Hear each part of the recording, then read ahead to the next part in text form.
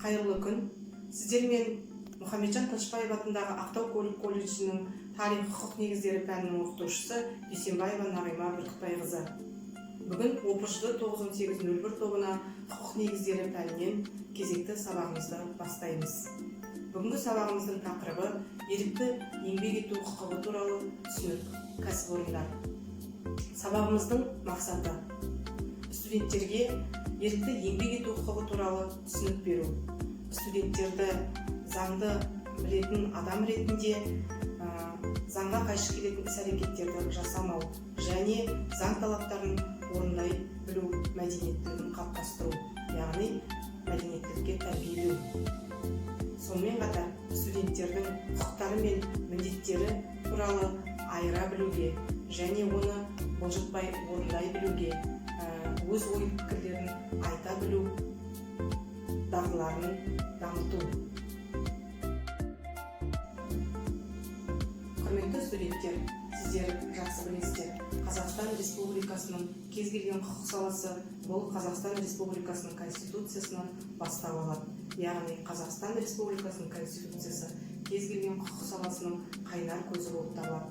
Олай болса, біздің Конституциямыздың 24-ші бабында әркімнің ерікті еңбек ету бостандығы және қызмет түрін мен кәсіп түрін еркін таңдауға құқығы бар делінген.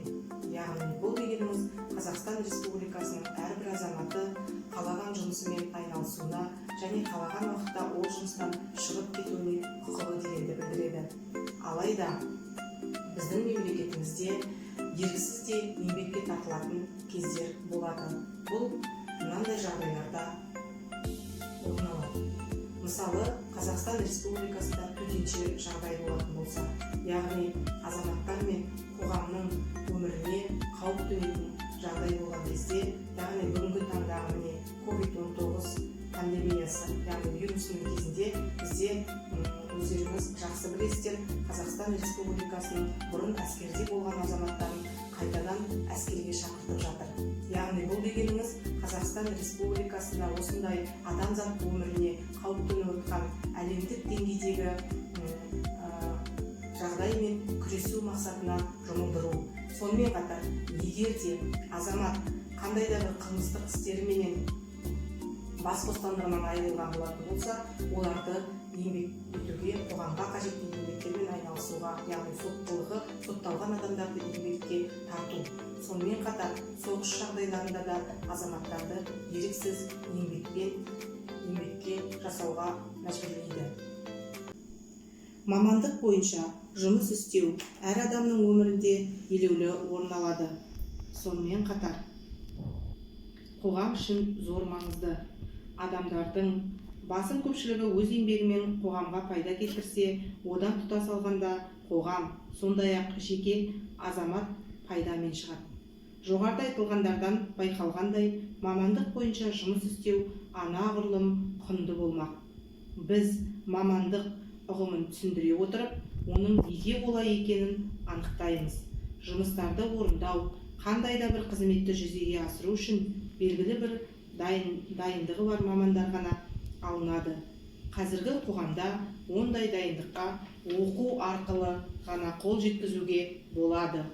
Бұл өз кезегінде барлық жерде емес, тек білім беру ұйымдарында ғана оқу дегенді білдіреді. Олар мемлекет тіркеген, сонымен бірге бұл ұйымға мемлекет рұқсат, яғни лицензия берген болуы керек. Қазақстан Республикасының білім және ғылым министрлігі оқуға рұқсат бере отырып, қандай мамандықтар барын ескереді. Мамандық қандай да бір қызметті жүзеге асыруға қажетті білім жиынтығын білдіреді. Мамандық пен кәсіп бір-біріне өте жақын ұғым. Кәсіпкер осы заманғы қоғамдағы еңбек бөлісі нәтижесінде айқындалады. Бүгінгі сабағымызда үйге берілетін тапсырма бұл осы тақырыпты оқып келу, яғни ерікті еңбек ету құқығы туралы түсінік тақырыбына дайындалу қосымша. Сонымен қатар, мына сұрақтарға толықтай жауап беруге дайын болуымыз қажет. Сау болыңыздар.